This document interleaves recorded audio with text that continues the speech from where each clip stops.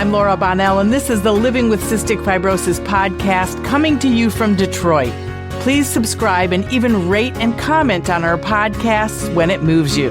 I learn something new with every podcast, and I'm always inspired by the people that are showcased here. We don't give medical advice. You need to connect with your doctor for that. I hope that this Living with Cystic Fibrosis podcast educates you and sparks some volunteering or advocacy. The CF community needs people like you. Thanks to our sponsors, Viatris and Vertex, for their support. I am excited about every podcast and every person that I feature on the podcast, but I am delighted to bring you today's guest because of the unique way that I found her and started working with her, and that was through the Costco magazine that so many people read. I've been thinking a lot about how we could raise awareness and get more listeners and viewers to the Living with Cystic Fibrosis podcast. And there was Michelle Glogovac and the Podcast Matchmaker. Michelle is a podcast publicist, the author of How to Get on Podcasts, just released by McGraw-Hill in 2024, and the host of the award-winning show, My Simplified Life. She works with entrepreneurs, authors, and experts to help them hone their stories, grow their businesses, and elevate their visibilities as thought leaders. And she's also a mom of 4, 2 of her own, and 2 stepkids. She's a wife and the founder and CEO of both the MLG Collective and California Moms for Good. And she has a BA and an MS in law. But her career took a different turn, as you will hear, and connecting with her on this podcast felt like the perfect move. So here we go. It's fabulous to have you. It feels like a full circle moment almost. And I mentioned in the introduction about Costco, but I wanted to talk about how we met and how you got in the Costco magazine. So I think out of all the magazines in the world, Costco is like one of the best. Everybody gets it. Everyone's like obsessed with Costco, and then you get the Costco magazines. They're well written. They have great information, and of course it's Costco. So how did you get in their magazine? I want to say it was a fluke, but it was really because I have been nurturing relationships with people for years. And it was a friend of mine who's a publicist had put on, I think it was X, that I have a book and it had come out and everyone should read it. And a journalist who follows her because of their relationship said, I'm going to go check out the book. She reached out to me and said, I'm working on an article around podcasts in Costco magazine. Do you want to be interviewed? It was oh my gosh, yes, this is like a dream come true. I know many authors want to be in Target. I was like, I want to be in Costco. Yes. And when I was looking through and then I saw you and I read it, it spoke to me so hugely. I was like, oh my gosh, I have got to reach out to you because we were trying to raise our visibility with our podcast and everything that you know. So it was perfect. And like you, the one time, I can't remember what year it was, maybe it was a while ago, like 10 years ago, that the Bonnell Foundation was featured in Costco magazine. And it was after a year of hounding an editor. Hey, it's me again. Hey there. How's it going? Can I be in it, please? And then finally, he was like, sure. Okay. And I was like, oh my gosh. And it was a very small portion of the page, but the visibility was so massive. So many people saw it. And then a woman diagnosed her son with cystic fibrosis from our little awareness about cystic fibrosis in there. It's incredible. It was unbelievable. Yeah, that's huge. And I hope you told Costco that. I did, but I need to tell him again, so maybe we can get in there again. Yes, it's been like exactly. a decade, so. Oh, yeah, you need to get back in there. Right? Yes. I listened to a couple of your podcasts, and Ed Begley, oh my gosh, that's a great one. And then Rhonda Fox, she is great. You are great. They're incredible human beings. Rhonda, I adore Rhonda. I'm now in a Signal chat with Rhonda. So Wow. like Ed Begley Jr. has to be one of the most incredible human beings I have ever met. He is so genuine, so kind. He blew me away. I can't believe that I got to actually spend so much time with him, and I made him cry. I feel bad. Well, because some people probably don't know because they may not have listened to the podcast, but you met him at a conference, correct? Yeah, we were both at the San Diego Writers Festival, and we were both on panels, but well, no, he was on a stage by himself. I was on a panel, and the festival asked me to do a handful of podcast interviews in a studio that was on site. And they asked him, would you be willing to be interviewed by Michelle? And he emphatically sent an email saying, yes, I was on the email. So wow. I was like screaming at my husband, oh my gosh, I have Ed Begley Jr.'s email and he's going to be interviewed by me. Incredible. That is like right there with the Costco magazine. Maybe you think it's better. I would say above. Yeah, I would say it's above. Yeah. To have, I listened to his memoir beforehand. Which I now want to listen to since I heard your podcast. It's incredible. And you learn so much about him that I had no clue. And I kept pausing it and telling my husband, oh my gosh, you will never believe that he did this and this happened to him. And he's done all of these things. I cried throughout the memoir. And then, getting to actually talk to him and have this conversation, it was life-changing. Honestly, it truly was. That's amazing. I have to write a book so I can get on your podcast. That'll really be full circle. Oh my gosh. So it's been great getting to know you, and I felt like right away we were friends already, and you're just so easy to talk to and wonderful to work with. But I wanted to talk about kind of how you got where you are now, because you started with a master's of science, correct, in law? I started with my bachelor's in law, and I needed a part-time job when I was in college, and I didn't have a car, but I could walk to the airport. So I started in corporate aviation, and when I graduated, they gave me a full-time job with benefits, and I was like, yeah, all my friends are moving back home. I am not moving back home. I am staying here. Of course, it was Santa Barbara, so it wasn't, a horrible place to live either. But then I just stuck with it. I stayed in the industry for 18 years, and I had always wanted to be an attorney. So I actually started law school as we were trying to start a family, and I miscarried as I was taking the first year law student exam, because in California, if you're doing it online, you have to go sit for this baby bar is what they call it. Okay. And once I miscarried, I was like, no, being an attorney is on the back burner. I want to have kids and focus on that. And the school reached out to me after I had my second child and said, we've started a master's program. Your units will all transfer, and you have probably a year left if you want to get your master's. So I didn't want to waste the education and the money I'd already spent. So I went ahead and got the master's. And it was after that I went, okay, I'm not doing corporate aviation anymore. I'm not enjoying it. It's not changing the world for these two new human beings I brought into it. What can I do? And that's when I started listening to podcasts, and I fell in love with, what am I going to do next? There was a business life coach who was saying we have a purpose and a passion. And I was like, yeah, I got to figure that out. What am I doing? And she ended up reaching out to me and said, do you want to pitch me to be on shows? Because you obviously get the content that I'm putting out there. And I said, yes. And then I dove right into, what does it take to create a podcast? I learned everything about podcasting in general, and I did some production, some management. I launched my own show, but I fell in love with the pitching part. I love that I get to connect with not only hosts, but clients, to share stories that I really feel change the world. And I know it sounds woo, and I'm not one of those woo-woo type of people, but I feel that it builds empathy. It connects us to others. We get to hear stories that we would not otherwise hear. You're not going to meet someone on the side of the street and say, hey, tell me your life journey, because I'm sure we come from different walks of life. But on a podcast, you not only get to hear that, you get to experience it. And as a host, I get to invite those people on. I do get to be the person on the side of the street that says, hey, come tell me your story. And we're going to let other people hear it too. So that is how I came into the podcasting industry and really the pitching PR part.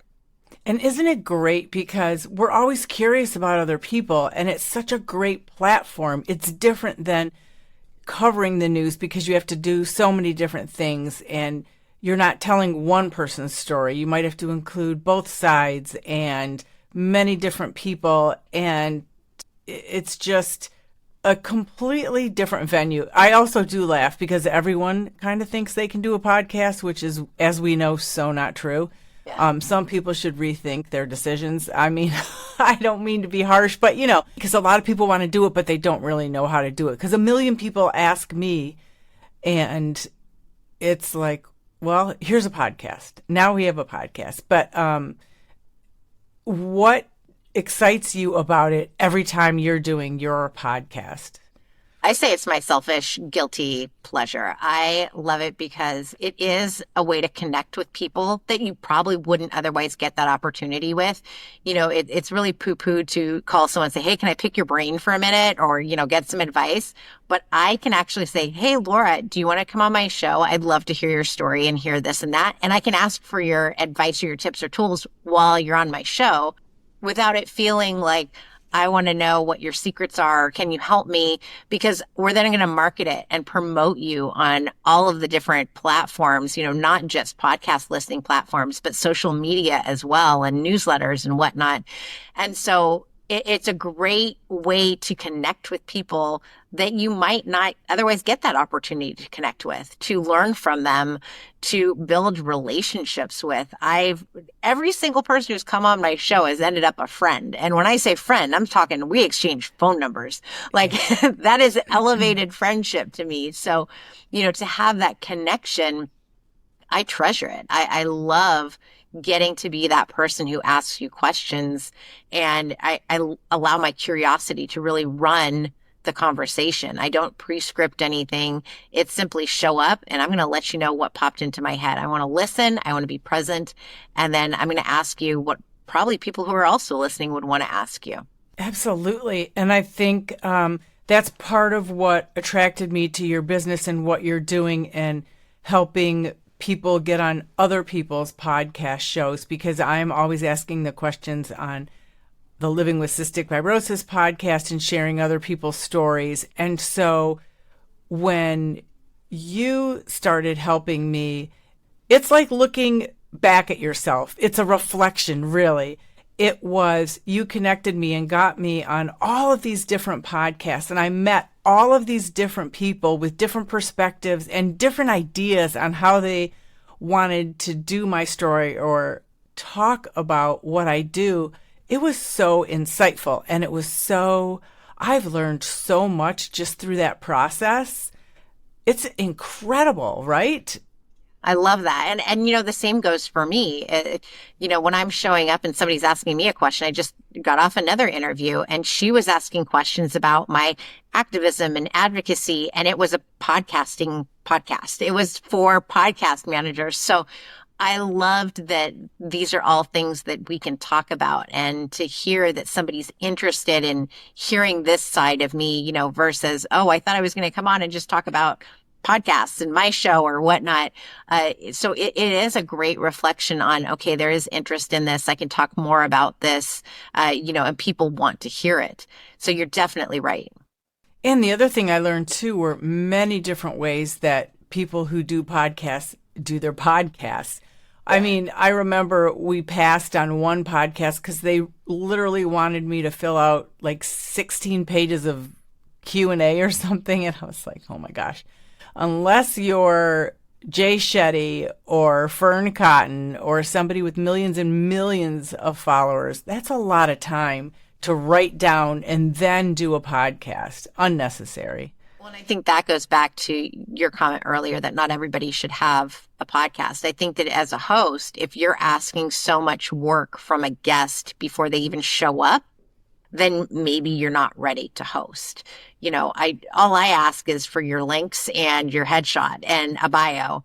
That's it. Because otherwise I have to go Google everything and find it and download it and copy and paste. You know what your links are. So that's easy for you to put into the calendar, notes section, and then I can use that for you. But otherwise, I believe it's up to me to do the research. That if you have a book, I'm going to read it cover to cover before you come on. I'm going to Google you. I'm going to look at your website so that you don't provide me with the questions. Otherwise, it's not a true conversation. That's how I feel.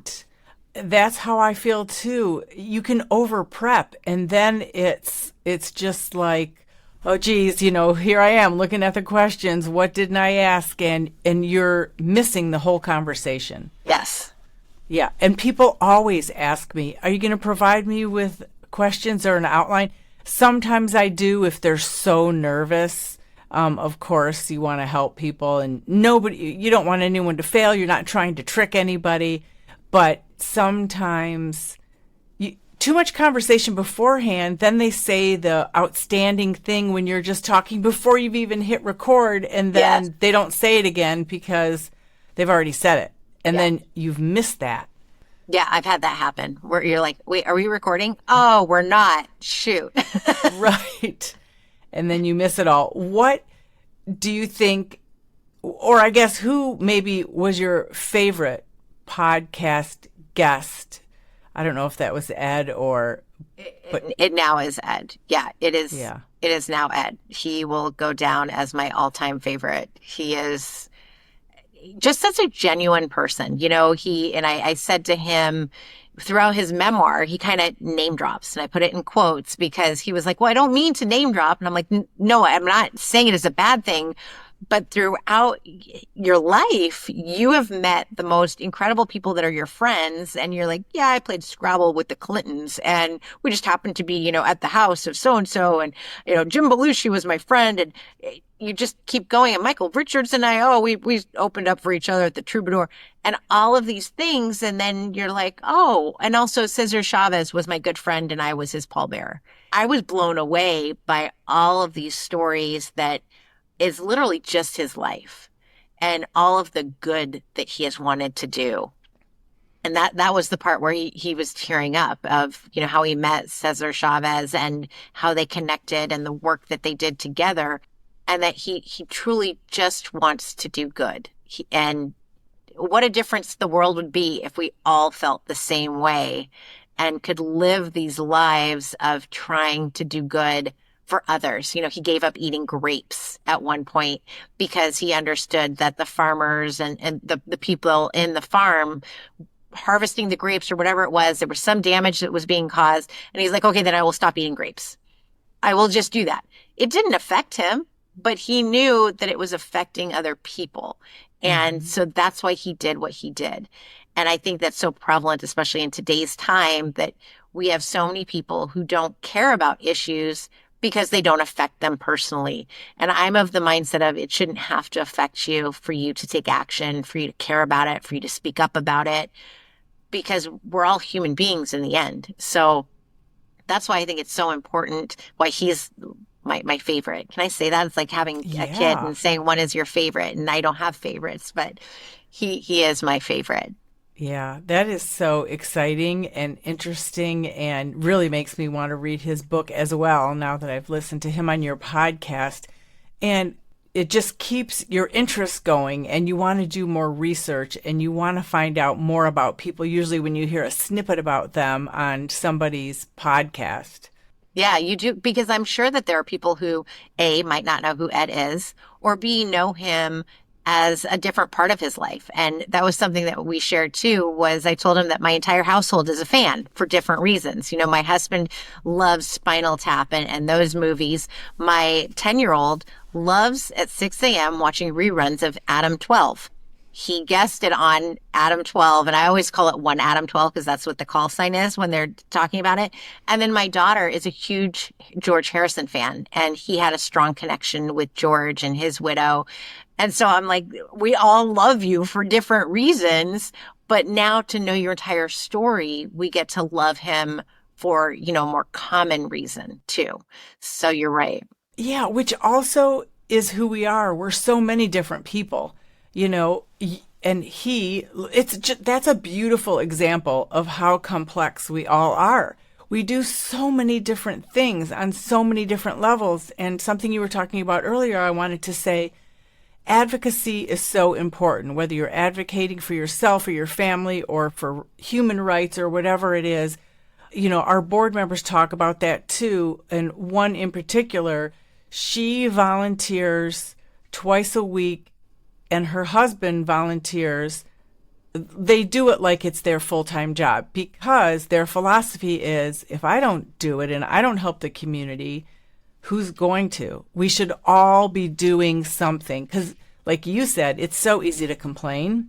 Mm-hmm. But if you do something, I mean, how does advocacy make you feel? Doesn't it make you feel like worthy or not even worthy, like you're doing something? I feel like I have to stand up because, I've got 2 little kids. And if I don't say something, first of all, I have to be their example.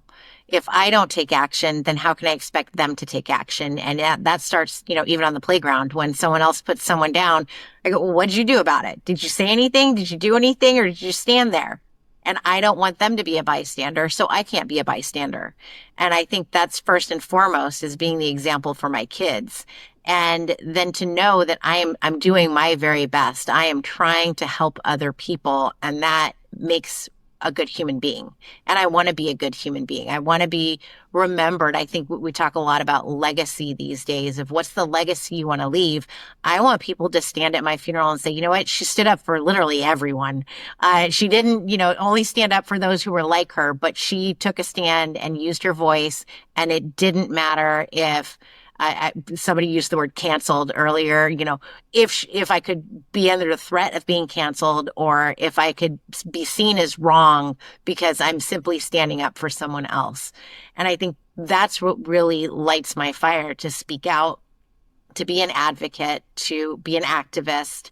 And it's funny because I've always looked at myself more as an advocate, because I think activist has too much of the negative connotation of like you're picketing and you're doing whatever. And, and yet I am an activist. I am standing up for, all kinds of things, along with being an advocate for issues that I'm passionate about. And I think I love that you're doing the same thing, that you have utilized podcasts, your own, and the shows that you've been on to spread that awareness. Because if we don't, then, how do we make change? How do we initiate more lights and fires in people to do the same, to care, and to hear? It's through hearing the stories that are going to make those differences.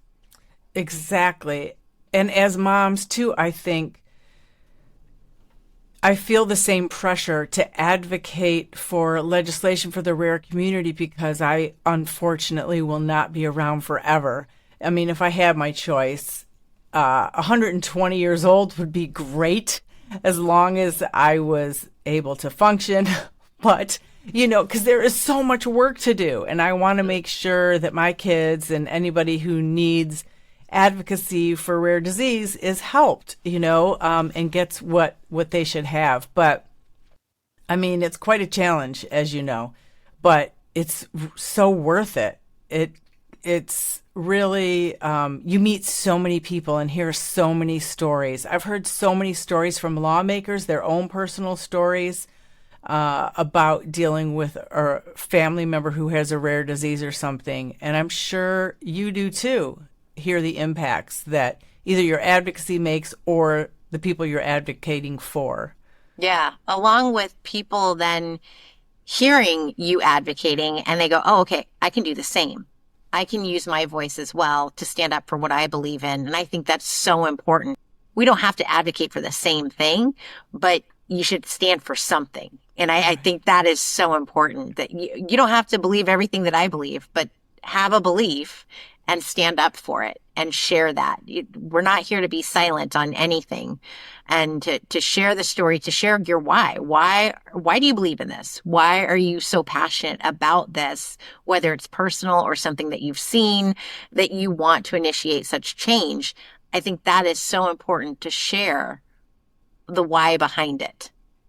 I guess in regard to the why, what do you hope, or how do you hope your podcast continue to grow Mm-hmm. the future? You're the second person today to ask me, like, what's next? What are you? And I said, I want growth. I want to connect more people. I want to hear more stories. I want to talk to more authors. And it's, I interview a lot of authors. They're not only authors, but we don't just talk about their book. We talk about them. The author who went live today, she was sharing how she wrote a book about motherhood before she became a mom, and she couldn't sell it. And once she became a mom, she could rewrite it because now she understood what that character was supposed to be doing, and that no story is ever dead. So even if you put it away, even if you don't sell it, the story will still live on. You just weren't at the right time in your life to write it. And I thought that was such an important lesson, whether we're talking about a book or anything else, of, just because you light the fire and it doesn't take off, that doesn't mean that the spark has been dimmed. You have to keep going. And I want that for my own show. I want to continue connecting with people, to having, not necessarily larger names, because I think that everyday people like myself have a story to share. You don't have to have a huge name behind you, although it's great to have someone like Ed Begley Jr. on. Right. But to hear his personal story was more meaningful than, saying I have this big star. That was for me. So to continue in that way, to continue sharing stories that people have not heard, to hear walks of life and experiences that they haven't come into contact with. I would like to continue doing that, and to see the growth in that, and maybe the podcast to take off, Yeah. It's so exciting because we both have so much to give and so many great stories to tell. And it's so exciting to be excited about your podcast. You're like, oh my gosh, I hope a lot of people listen to this because this person is amazing. It's wonderful. And then once somebody hears it, they're like, oh my gosh. And they're telling that story and they're listening and they're hearing more. And then they have a spark that's lit or something. And I'm also glad you said that about writing a book too, because mine is yet to be written, but I think about it all the time. So there's still hope, but yeah. It'll happen. You have to make the time. Right. Listen to today's episode, because Rachel says she gets up at 4 a.m. every day to write. She has a full-time day job. She's a mom, a wife. She gets up at 4 a.m. I'm like, wow. That's that would early. I would really have to back it up backed up the time because I work out at 6 a.m. So I'm up at 5. So then I would really have to get up. But, now's the time, I guess. Any time is a good time, right? Right. Absolutely. And we didn't talk about any of this beforehand. So if this isn't okay to talk about, let me know. But we've both done weight loss. Yes. Right? Mm-hmm. Do you want to talk about it? Is that okay? We can talk about it. I have not publicly talked about it, but yes. And it's funny because earlier this week I was like, is this something I should be talking about? Because when I talk to individuals on a personal level about it and share what I've done, I get can I ask you all the questions? Yeah. Okay, I want to know more. And so I recognize that it is something that people want to talk about. Last May I started on Zepbound, because my weight was above what it was when I was pregnant, and I did not have a human being in me. And I was like, this is ridiculous. I was working out. I was eating what I thought was healthy, but also I would get the sugar cravings late at night. I'd be on the couch. I'm like, give me the Girl Scout cookies. I will just keep eating them. And I wanted to do something. And I called my doctor and I was like, okay, the fact that I'm contacting you and being proactive means that I am at an all-time low. I am asking for help. I am begging for help. And we had multiple Zoom calls where she was not helpful at all.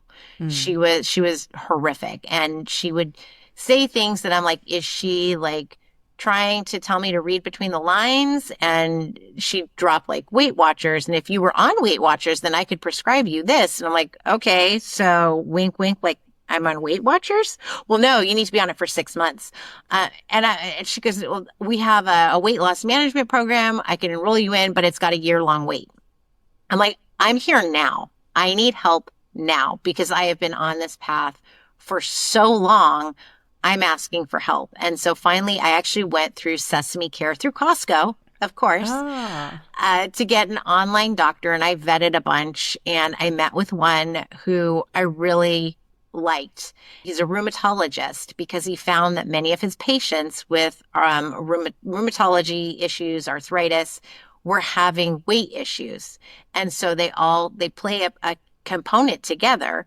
And so I was prescribed Zepbound, and you start on a very low dose. It is very expensive, but Eli Lilly does have a savings card. And that was another, kind of come to Jesus moment of, is this going to be worth it? And literally within weeks, I could tell the difference of just my brain. I wasn't going for those Girl Scout cookies. I was reducing my plate size because I'd go back for seconds, and I cook. It's not that we were eating out. I cook 6 nights a week, if not 7. But I would go back for more and more. And suddenly I couldn't finish one plate, and yet I felt full. I love to drink my wine. Not in excess. It's a weekend only thing. And, now I was like, well, I don't even feel like a glass of wine. This is interesting. All of these things that are no longer on my mind. And the weight was just dropping. I've lost 70 pounds since May. It's been less than a year. I've had to buy new clothes, which is awesome. But it's a mind thing too. I am in therapy. So, there were conversations before this started, but even after you drop the weight, there's still a whole mindset thing, looking at yourself. So definitely it should all be paired together, that you have a supportive doctor who's managing this with you, and it was so bad with the original doctor that she asked me, one of her questions was, are you pre-diabetic? I said, well, I don't know. Did you not test me for that last week when you sent me to the lab? Well, no. So I paid for my own test to see that, yes, in fact, I was pre-diabetic. I am not pre-diabetic anymore. I have everything in normal ranges because I've lost the weight. And even I was at the dentist a few weeks ago. The hygienist was asking me about this too. My gums are not inflamed anymore. It had so many different side effects that were beneficial that it's completely crazy what this medicine does to help you. And I have talked about my weight loss journey a little bit too, but it took me 3 years to lose my 120 pounds. And some of that was when I was on Zepbound, which I think, talk about, if I had more time to advocate for one more thing, it would be weight loss drugs, And the reason I brought this up was because of our mental health, and because about growth, and because wearing clothes that fit and being able to tuck your shirt in is a phenomenal thing, right? Yeah. So that's why I brought it up too, because I think it makes us feel better. We're both very visible in our communities, and I just think we're always working on ourselves. So that's why I thought it was important to bring up, because it is part of our personal growth, which goes into business. I mean, I travel a lot, you travel, you're doing so much. So that is why I brought it up. But I think it's so impactful. And then it was another connection you and I had, and so many other people. But I wanted to say, one of the biggest questions, like, my doctor was all for it. It was his idea as well. It wasn't like, but I had thought about it a lot. But anyway, the point was, some people are so negative about it. Well, you're just going to gain it all back. And I thought, I can gain it all back any day, medication or not. I am a pro at gaining weight back. I mean, I've been doing it for 30 years, on, off, on, off, on, off. Like, you can blame it on the medication, but that's ridiculous. So I think, and I thought, if there's a medication out there, why wouldn't you try it? I mean, if it's not for you, don't do it. Yeah. There's such a stigma. And there is. And I know I think one of the reasons I haven't shared it is because part of it mentally for me is like, well, I took this drug and like it helped me, and it's nobody's business. But then I had a dad at school come up to me and go, "You're on Ozempic, aren't you?" and just out of the blue. And I was Oh my like, God. I was dumbfounded. It was one of those moments where I wish I knew what I should have said. And I've had people tell me what I should have said now, but I didn't. And I just looked at him and I went, well, not that drug, but I'm on Zepbound. And he was shocked. And he goes, oh, I say that as a joke to people, but nobody's ever admitted it. I said, well, you probably shouldn't joke about it because it's a medicine and it's really not that cool for you to come up to someone, especially a woman, at a school event and call them out on that. And his wife was standing right there, quiet, didn't say anything. I'm kind of like, wow, you've married a total douchebag, if I can say that, don't call someone out on it. And her response was, well, I just thought you had a great haircut recently, which is also interesting because 70 pounds is not going to be taken off by a haircut. Right.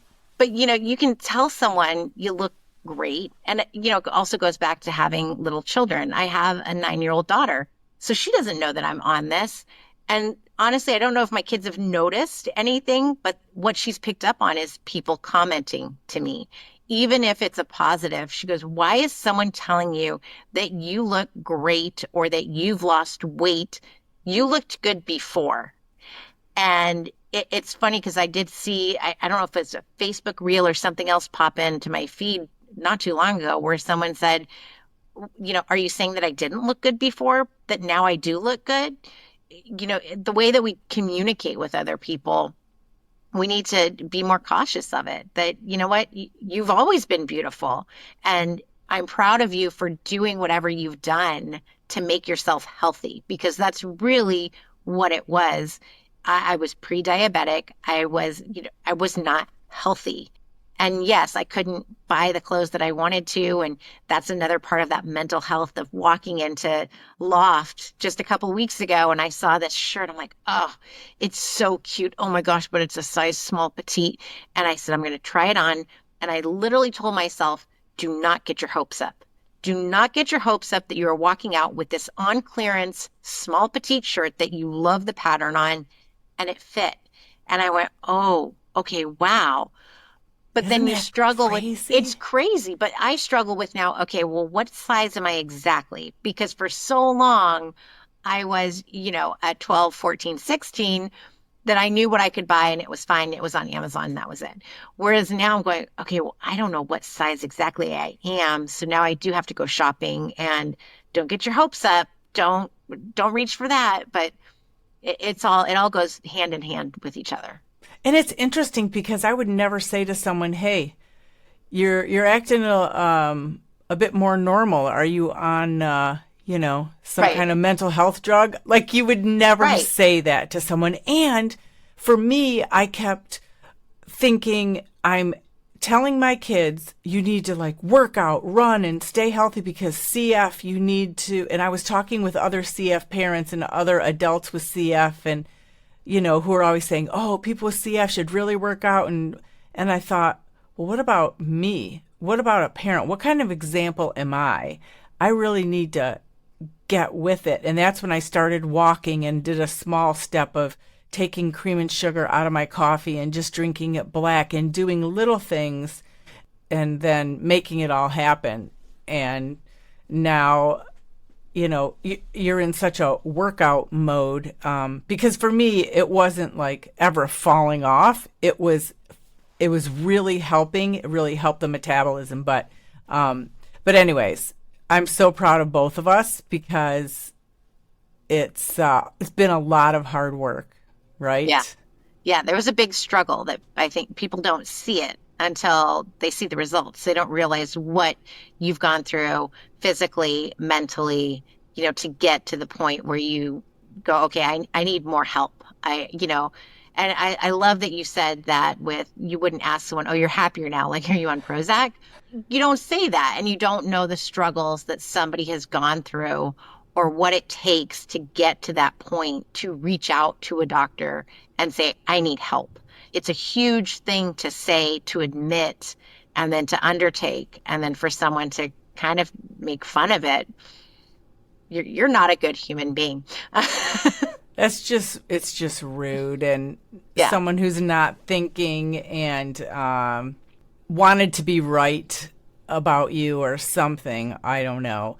But yeah, I'm glad that's over, and hopefully people listening, it will maybe change their mind a little bit. And when I used to talk to the pharmacist at the point when it was hard to get, I would have to call every pharmacy and see if they had it in stock. And the pharmacist would literally say, well, all those people trying to lose weight have really ruined it for all the diabetics, assuming I was a diabetic trying to get it. But all those fat people, they really, really saturated the market. And now nobody with diabetes can get it. So I was like, wow, because that was the way everybody was thinking, that everybody was trying to lose weight on it, so the people that really needed it couldn't get it. And that's a whole nother story, because that's about repurposing drugs and giving them and stuff that I advocate for in general. But I wanted to get back to your podcast and ask you a couple more things.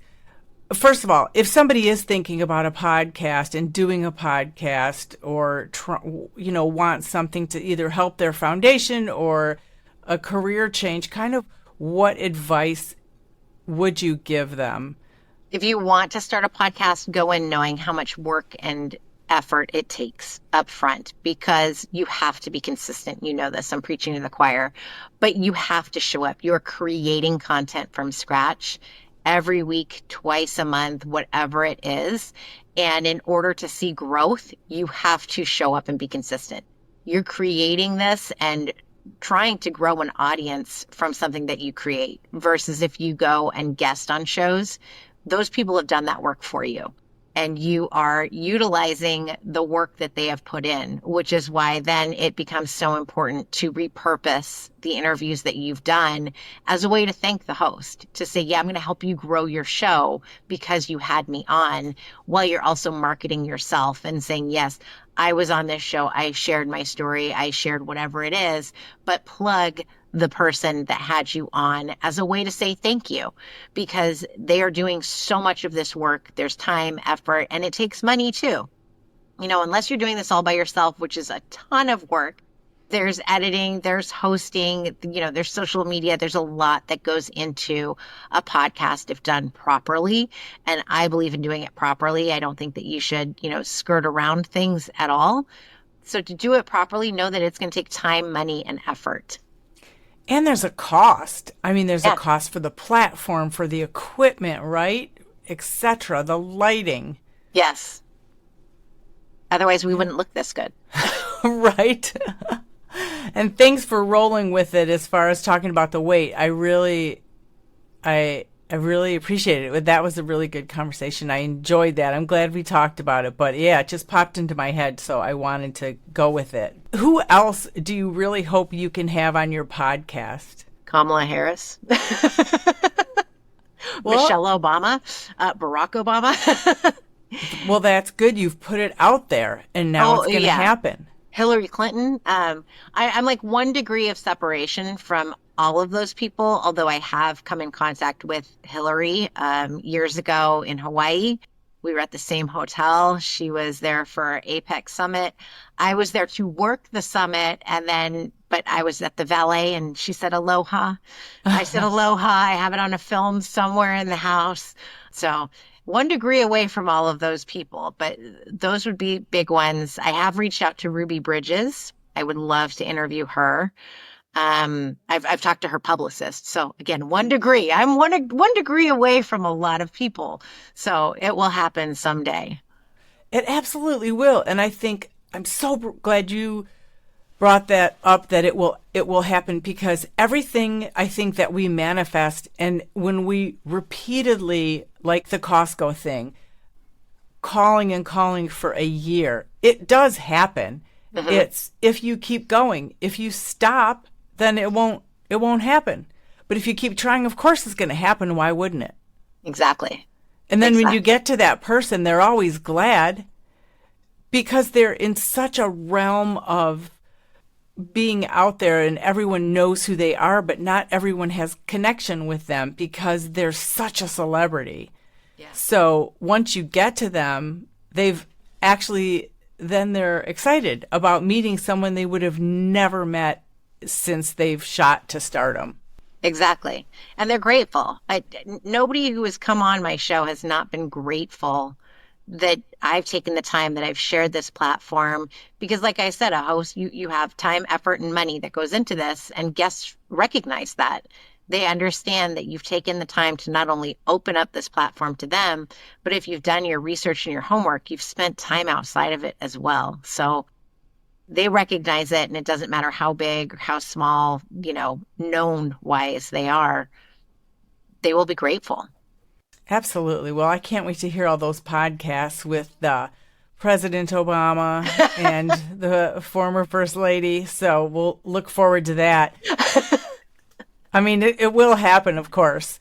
And I always love scientists. When I had Dr. Francis Collins on, that was my President Obama, I guess. That was my moment because he's such a cystic fibrosis celebrity. That was wonderful. There are others, of course, so many, but so that's great. Is there anything that we didn't talk about that you wanted to mention as far as, what you're doing? Because you're doing a couple things besides your podcast. You're, helping other people get on podcasts, and Right. You're working with authors and doing so much. And that's a lot. Your kids are younger, so it's a lot of work. I started when they were teeny tiny, so at least they've been, I want to say, quote unquote, trained that when the door is closed, you don't interrupt. There's a recording going on. I guess I would also mention my book. So if you can't or don't want to invest in services to pitch yourself, you can buy How to Get On Podcasts to learn exactly how I do it, to do it for yourself. So that would be the only little plug. Absolutely. And of course, the links are in show notes. So everybody can find all the information about you in there too. Thank you. Yeah, thank you. This was great. This was like a dream come true also, because so sweet. You are so great. So thank you. And inspiring. You've inspired me to be a better podcaster and everything. Just everything. So thank you. Thank you. I'll talk to my therapist about that. The original music in this podcast is performed by Kevin Allen.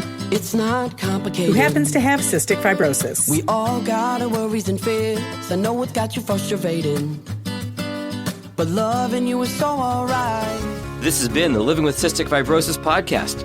For more information and to learn more about the Bonnell Foundation, visit our website at thebonnellfoundation.org.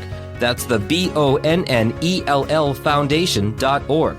This podcast was sponsored by Vertex Pharmaceutical, The Science of Possibility, and Viatris. It was produced by Jag and Detroit Podcasts. Follow our show in Apple Podcasts, Spotify, or wherever you're listening right now.